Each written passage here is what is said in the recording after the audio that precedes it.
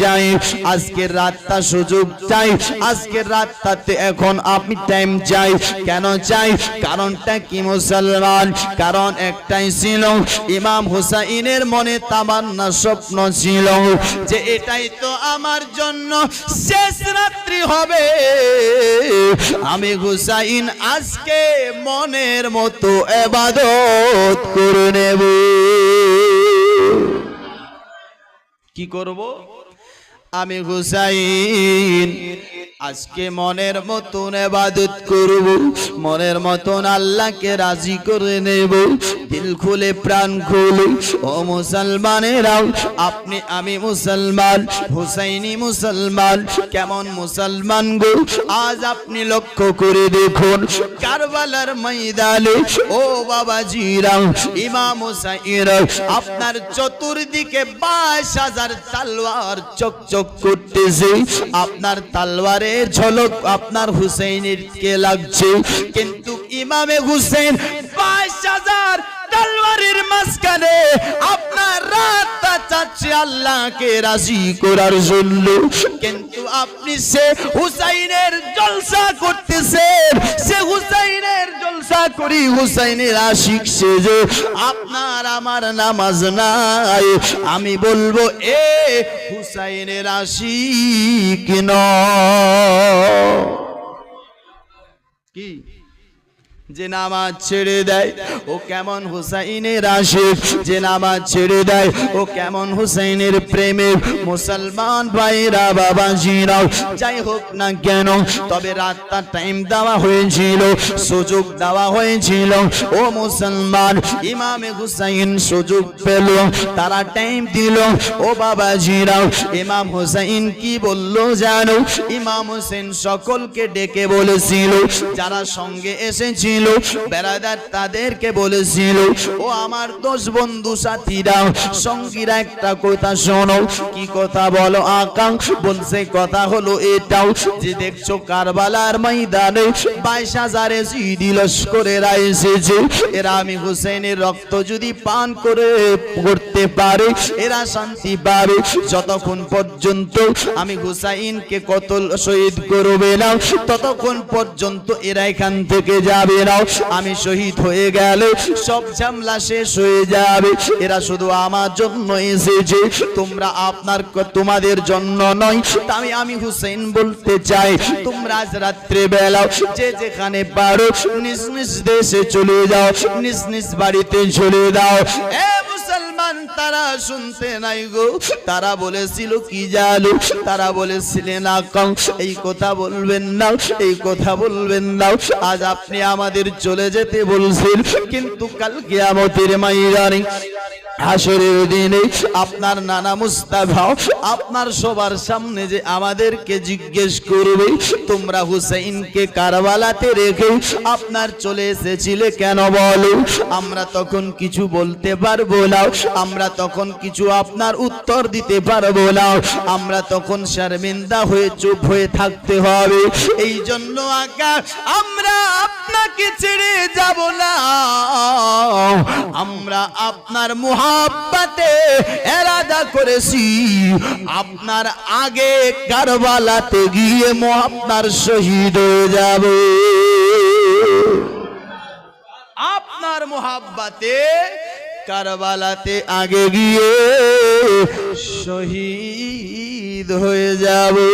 মুসলমান ভাইরা বাবাজিরা কে ছিলেন তারা একটু চিন্তা করে দেখো। ভাই যাই হোক না কেন বিবিদের কাছে গেল, বিবিদেরকে বলল, বিবিরাও একই কথা যাবে না। বোন জায়নাবের কাছে গেল, বোন জায়নাবেরও একই কথা যাবে না। এ মুসলমানেরা, ইমাম হুসাইন আপনার রাতটা কেটে যায়। বেরাদার আপনার সবাই ইবাদত করে, কেউ নামাজ পড়ে, কেউ তাহাজ্জুদ পড়ে, কেউ নওয়াফিল পড়ে, কেউ শুকরানা পড়ে, কেউ আপনার মুসলমান ভাইরা বাবাজিরা কোরআন তিলাওয়াত করে, কেউ তাসবিহ পড়ে। যাই হোক না কেন এ বেরাদার, এই কোরআন পড়তে পড়তে পড়তে পড়তে শের শেহরবানু বলতেছে আমার চোখ দুটি বন্ধ হয়ে গেল। যখন 2 মিনিটের জন্য আমার চোখ বন্ধ হয়ে যায়, এই 2 মিনিটের ভিতরে আমি একটা রহস্য দেখতে পেলাম। কারবালার ময়দানটা যেন খালি, চতুর্দিকে পেহরাদার, ফোরাত নদীর মধ্যে, আর কারবালার ময়দান খালি, আর কেউ নাই। কিন্তু দেখতেছি কি একটা বুড়ি, একটা আপনার মেয়ে, যেই মেয়েটা পা থেকে মাথা পর্যন্ত বোরকা পড়াও, তার হাত দেখা যায় না, পা দেখা যায় না, চেহারা দেখা যায় না, এমন ভাবে পর্দা করে তার যেন আঁচল দিয়ে যেন আপনার কারবালাটাকে ঝাড় লাগাচ্ছে, পরিষ্কার করতেছে। যখন ঝাড় লাগাচ্ছিল, পরিষ্কার করতেছিল, হযরত শেহরবানু বলছেন মাগো মা, একটু বলেন নাও আপনি কে? এত রাত্রি বেলাতে কারবালার ময়দানটা ঝাড় লাগাচ্ছেন, আপনি পরিষ্কার করতেছেন কেন, একবার বলো না। এ বাবাজিরা, বন্ধুগণেরা, সেই মেয়েটা বলেছিল এ শেহরবানু তুই আমার চিনতে পারিস নি মা? বলে না না না না, আমি চিনতে পারিনি। আপনি কে? বলে বেটি শেহরবানু রে, আমি গোলাম, কে জানো? আমি গোলাম সমস্ত জান্নাতের সরদারি, এবং কি আপনার সমস্ত জান্নাতি জওয়ানদের সরদারের মা। আমি গোলাম হুসাইনের মা ফাতেমা। আমি হলাম হুসাইনের মা ফাতেমা। বলে মা, ব্যাপার কি, কারণ কি? আপনি এত রাত্রি বেলাতে ঝাড় লাগাচ্ছেন, পরিষ্কার করছেন, উদ্দেশ্যটা কি একবার বলেন। বলছে বেটি তুমি কি জানো না, আগামী কাল যে আমার হুসাইন এই কারবালাতে ঘোড়া থেকে পড়ে ছটপট করে শহীদ হয়ে যাবে, এই জন্য আমার বেটা যেন পড়ে যেন কোনো জিনিসে আঘাত না পায়, তাই আমি কাটা পাথরকে দূরে সরিয়ে দিচ্ছি। জোরে বলুন সুবহানাল্লাহ। এ বাবাজি, বন্ধুগণ, ভাইয়েরা, ঘুমটা আবার ভেঙ্গে গেল। স্বামীর কাছে গেল, যাওয়ার পর বলেছিলেন স্বামী গো, সত্যিকারে কি আপনি আগামী কালকে শহীদ হয়ে যাবেন?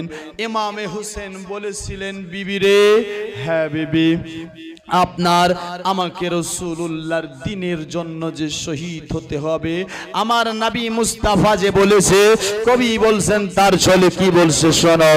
মা ফাতেমার নয়ন মনি হযরত আলীর জান, মা ফাতেমার নয়ন মনি হযরত আলীর জান, ইমাম হোসেন শহীদ হলেন কারবালার ময়দান। মা ফাতেমার নয়ন মনি হযরত আলীর জান, ইমাম হোসেন শহীদ হলেন কারবালার ময়দান, ইমাম হোসেন শহীদ হলেন কারবালার ময়দান। দয়াল নবীর জবানে কারবালারি বয়ানে, দয়াল নবীর জবানে কারবালারি বয়ানে, আওলাদে রাসূল শহীদ হবে হাদিসে প্রমাণ। ইমাম হোসেন শহীদ হলেন কারবালার ময়দান, মা ফাতেমার নয়ন মনি হযরত আলীর জান, মা ফাতেমার নয়ন মনি হযরত আলীর জান, ইমাম হোসেন শহীদ হলেন কারবালার ময়দান। ঈদের দিনে নতুন পোশাক পরল সকলে, হাসান হুসেন কান্দে নানা পোশাক দাও বলে। ঈদের দিনে নতুন পোশাক পরল সকলে, হাসান হুসেন কান্দে নানা পোশাক দাও বলে।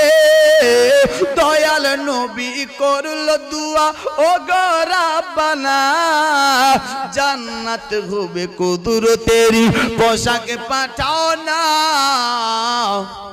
লাল সবুজের সেই পোশাকে, লাল সবুজের সেই পোশাকে কারবালার ঈশান, ইমাম হোসেন শহীদ হলেন কারবালার ময়দানে। নারে